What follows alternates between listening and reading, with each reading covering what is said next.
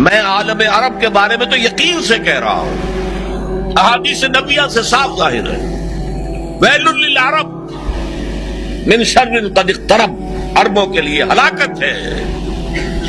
حدیث میں آتا ہے کہ ایک شخص کے 100 بیٹے ہوں گے تو 99 مر جائیں گے، ایک بچے گا۔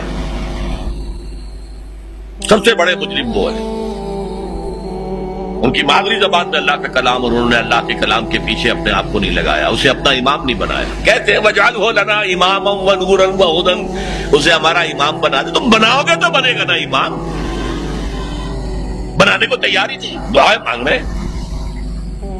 بڑی لمبی لمبی ایک ایک گھنٹے کی دعا جو ہے حرمین کے اندر مانگی جا رہی ہے، تراویح کے بعد اور ختم قرآن کے بعد، یہ دعائیں تمہارے منہ پر دے ماری جاتی۔ ہو کون تم؟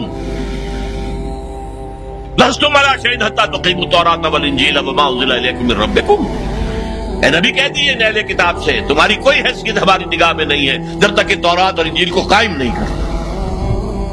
یہی بات اپنے بارے میں سمجھیے، یا اہل القرآن لستم علی شیء حتی تقیموا القرآن، جب تک قرآن کے نظام کو قائم نہیں کرتے تمہارا منہ نہیں ہے کہ ہم سے دعا کرو، دفع ہو جاؤ۔